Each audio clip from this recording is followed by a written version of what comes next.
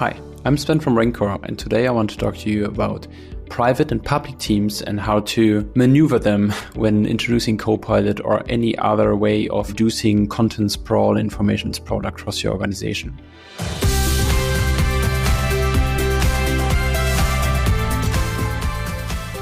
All right, what do we want to do? We want to head over to our compliance section within Rencore Governance, clicking on the compliance tab.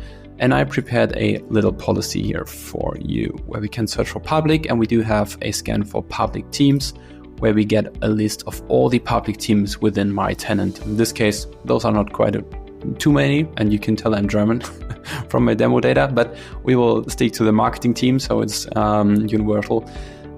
We can see the marketing team here is a public team. We can tell from the name it's probably not meant to be public. And we also have a program and a management team here what we maybe would take a closer look to.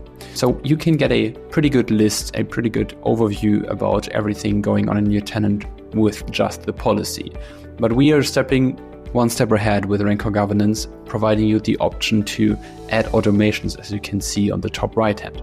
So in this case, if you click on the automation attached to the policy, this automation will run off any policy violation. So for the marketing team we just saw, this automation will pick it up. It will run for this marketing team, and we can take a look at the logic in the backend, and we can see what will happen for the marketing team.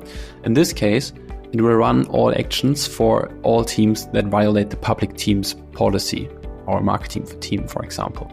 Next step would be the recreate a approval for the team's owners of this marketing team to approve and inform them that their team is public and they should approve if this is okay to be turned private.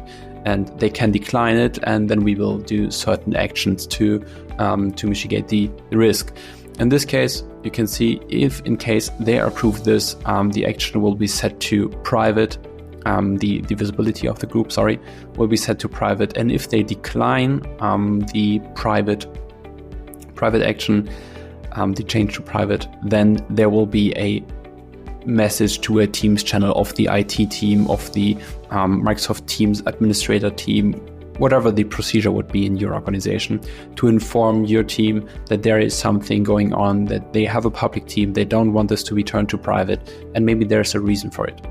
So you can take care of it manually in the backend. You could also add certain actions to the decline section. For example, not posting a message to a Teams channel, but informing them again about this being public and these are the reasons.